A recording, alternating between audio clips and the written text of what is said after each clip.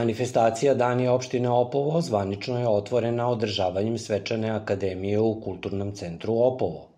Nakon himne koju je otpevao hor Pančevačkog srpskog crkveno-pevačkog društva, usledila je projekcija kratkog dokumentarnog filma u kojem je predstavljena opština Opovo i rad lokalne samouprave u prethodnih godinu dana. Predsednik opštine Miloš Markov je u svom ekspozeu istakao prethodnu godinu kao veoma uspešnu sa rekordnim brojem realizovanih projekata, dobar timski rad i radne posete predsednika države Aleksandra Vučića i brojnih visokih državnih funkcionera, što je zalog razvoja naše opštine u budućnosti. Osnovni zadatak i prioritet lokalne samouprave je pre svega neposredan kontakt sa građanima i rad na terenu. I to radimo u ugledu na našeg predsednika Aleksandra Vučića, čija je energija primer i podstrek za sve nas. Zato želimo da čujemo svako mišljenje, uvidimo koje su potrebe i zajednički dođemo do najkvalitetnijih rešenja.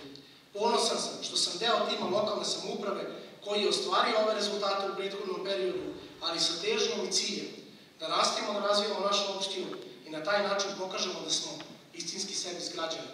Hvala vam na pažnju, živeli. 3 laureata su dobitnici ovogodišnje majske nagrade opštine Opovo. Za doprinos u razvoju sporta priznanje je uručeno Stevi Stankovu iz Srpkerina. Preko 40 godina aktivnog treninga, takmičarskog iskustva i trenerskog staža, osnivač, trener i predsednik borilačkog kluba Dragon iz Srpkerina i pod njegovim trenerskim nadzorom izrasle su generacije šampiona i osvajača medalja na brojnim nacionalnim i međunarodnim takmičenjima. Dobroveče svim prisutnim gostima u sali.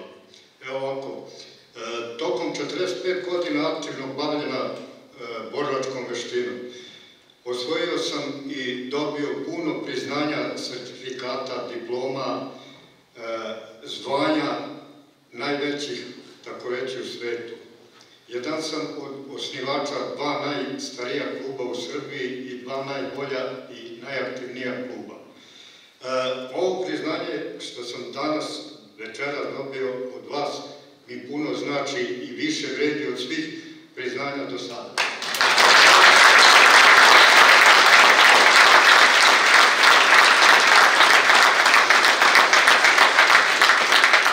Prvo se zahvaljujem lokalnoj samoupravi, predsedniku opštine i svim građanima naše opštine, pošto su imali razumevanja i tokom godina su me podržavali i moj klub. Hvala još jednom.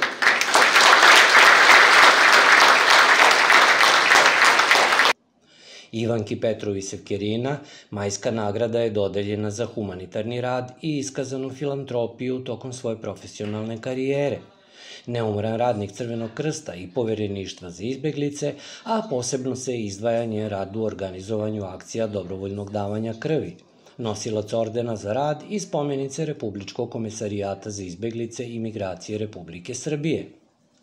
Zaštita životne sredine i očuvanje prirode je nominovalo Ranka Sarića iz Opova za najveće opštinsko priznanje za doprinos u ekološkom aktivizmu i unapređenju lokalnog biodiverziteta. Šumarski inženjer i autor više stručnih radova. Njegovim ličnim angažovanjem, novim tehnologijama sadnje podignuto je 8,5 km drvoreda.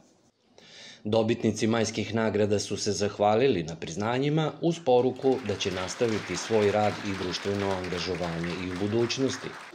U muzičkom delu programa hor Pančevačko srpsko crkveno-pevačko društvo, koji je imao izuzetan nastup, otpevao je još 2 kompozicije, Tamo daleko i Oro se vije.